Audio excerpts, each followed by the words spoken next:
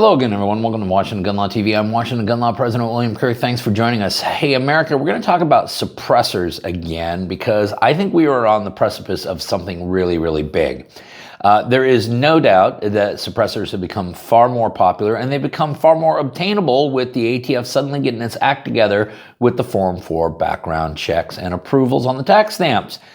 Does that mean that really maybe we're about to have a seismic shift in where suppressors should be from a legal landscape? I mean, currently right now they are heavily federally regulated because at one point they were considered to be items that would be rather unique or odd, but they are that no more.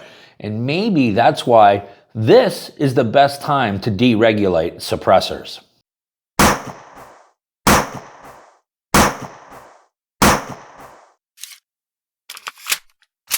Therein lies why we say in the legal defense sector that we are the most value-centered, cost-effective legal defense in the space, and we are. There's no question. Now, again, I've said before, we've got great competitors out there. They have outstanding products. We admire them. They pave the way for us. You know, we analyze the folks out there that are doing the same thing we're doing, and we took some great ideas from them, and we went down a path of believing that we were going to do it with a service aspect, a servant's heart, and we have again.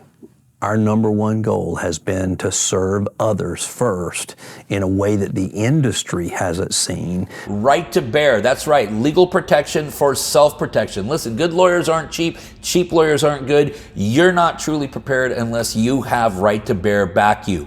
You will always get an attorney-answered hotline, so you will always have a confidential phone call. There are no cap limits for either civil or criminal defense. This covers all forms of self-defense. So from a fist to a firearm, from a fat lip to a dead body, you are covered, and you will have some of the nation's most passionate 2A attorneys in your corner fighting for you. And right now, if you visit my friends at protectwithbear.com and you use the promo code WGL, you will receive 10% off. Listen, you need to protect yourself so that you can protect them. Visit my good friends at protectwithbear.com.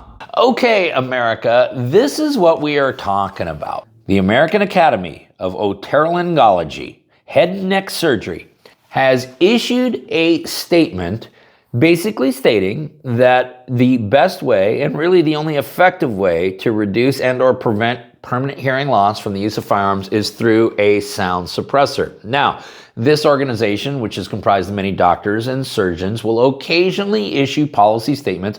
The policy statements always have, obviously, a health angle to it. So the statement, it may be political in nature, but it's only political in nature because it has some perceived positive health benefit to the experts in this field. But in their policy statement, they also pointed out that they're not the first to come to this conclusion. No, rather, the CDC has also drawn this conclusion. In fact, in a report by the Center for Disease Control, they were quoted as saying, the only potentially effective noise control method to reduce shooters' noise exposure from gunfire is through the use of noise suppressors that are attached to the end of the gun barrel. Specifically, the statement from this group reads as follows. The American Academy of Otolaryngology, Head and Neck Surgery endorses the use of firearm suppressors as an effective method of reducing the risk of hearing loss, especially when used in conjunction with conventional hearing protection measures.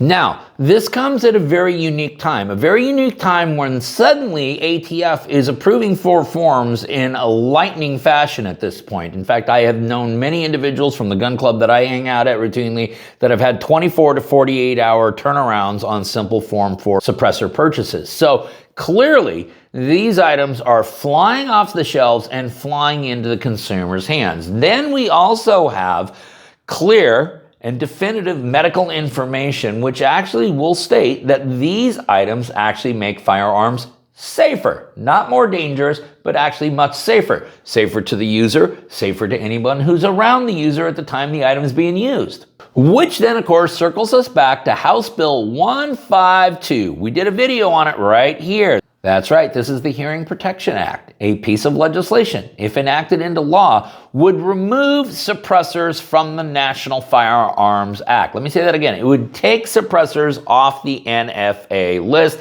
and these will be much easier to secure, much easier to purchase and obtain, unless, of course, you live in Illinois or some state like that, but it would be much more of a traditional 4473 type background check. So America, we may be finally coming to this perfect storm of circumstances where the ATF has been backing off on the delays, that the American public is getting more and more interested in suppressors, and the medical community, which candidly needs a little bit of credibility back into their community because they let politics seep into their community far too much over the last few years. But suddenly you have the medical community coming out saying, listen, from a health standpoint, this is good, effective policy.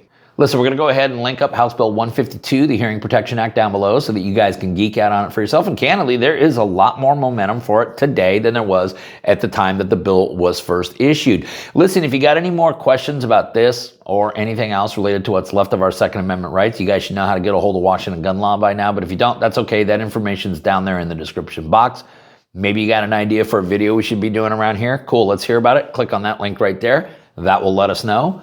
If you just want to subscribe to our monthly newsletter, all you got to do is click on the information we got down there in the description box. And then finally, and most importantly, let's remember, a part of being the lawful and responsible gun owner, like we talk about all the time here, is to know what the law is in every situation and how it applies to you in any instance that you may find yourself. Until next time, thanks for watching and stay safe.